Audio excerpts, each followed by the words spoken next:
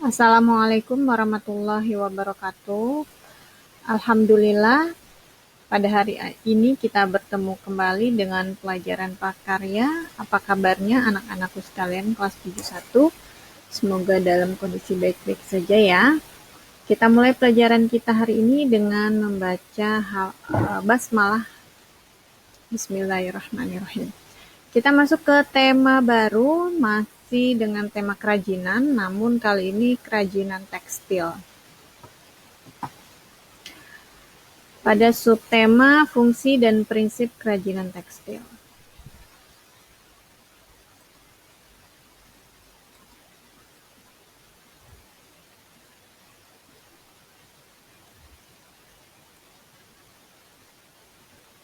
Oke, apa sih kerajinan tekstil itu ya? Kerajinan tekstil adalah kerajinan yang banyak terdapat di Indonesia. Salah satu contohnya adalah batik. Nah, batik merupakan salah satu kekayaan bangsa Indonesia yang tersebar di seluruh pelosok negeri.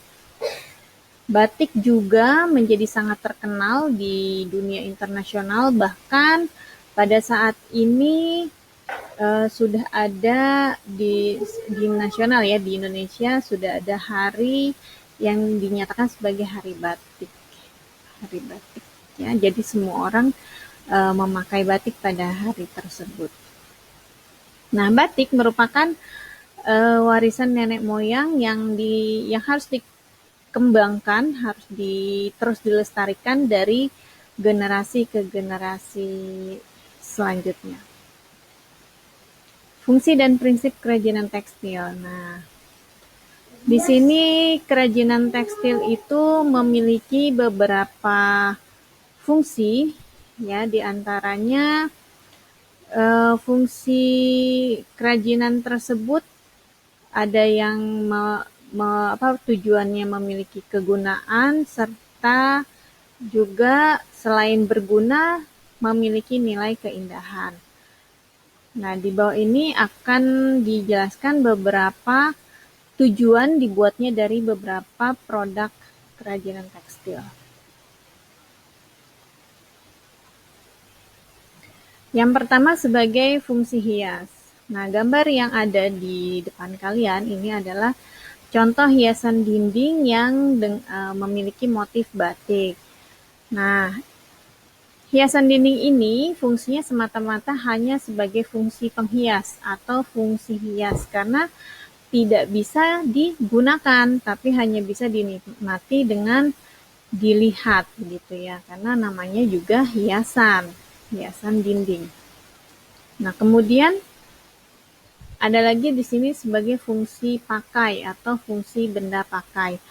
Nah, yang di gambar kalian ini adalah fungsi kerajinan ya, berupa kerajinan tekstil berupa baju. Nah, ini baju untuk dipakai, maka dia berfungsi sebagai benda pakai. Atau juga di sini kalung itu juga dipakai, tujuannya sebagai aksesoris.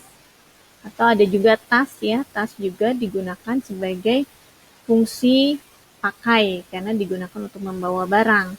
Nah, kemudian di sini ada juga yang berfungsi sebagai kelengkapan ritual. Contohnya di sini adalah kerajinan kain ulos. Nah, kain ulos ini dipakai oleh suku di Sumatera Utara untuk upacara pernikahan, untuk upacara pemakaman, kemudian juga untuk pesta adat, maka kain ulos ini memiliki fungsi kelengkapan ritual karena mengandung simbol-simbol tertentu yang berkaitan dengan benda-benda magis ya, yang dikaitkan juga dengan kepercayaan penduduknya. Kemudian fungsi simbolik kerajinan tekstil tradisional ini yang di depan kalian ini contoh dari fungsi simbolik kerajinan tekstil yang namanya tenun sindelio.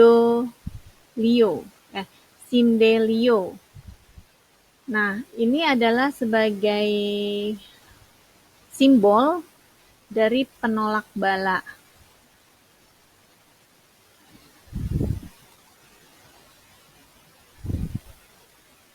Nah, dari penjelasan tadi, fungsi hias dan fungsi pakai, kita aplikasikan misalkan pada sebuah kain ya. Kain di sini ada kain putih yang berfungsi sebagai sapu tangan.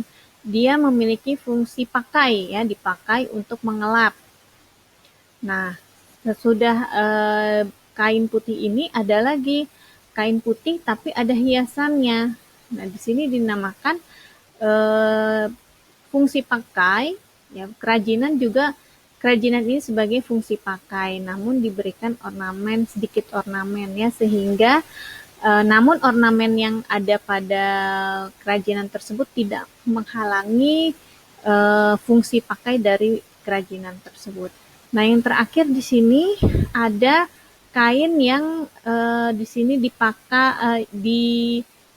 diterapkan atau ditempel sulam pita.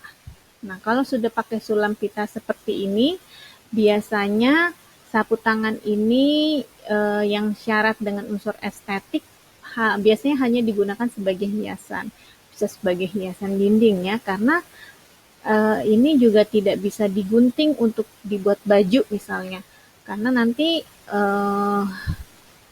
sulam pitanya akan sobek misalnya begitu ya. Jadi kain ini hanya berfungsi sebagai fungsi hias.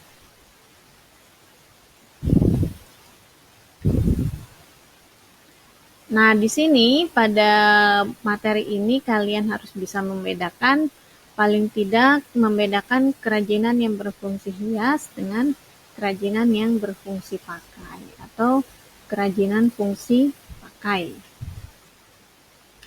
Nah, Ibu berikan di sini PH 8 melalui Microsoft Form yang dibuka mulai dari tanggal 27 Oktober pukul 8 pagi sampai dengan 27 Oktober jam 9 malam.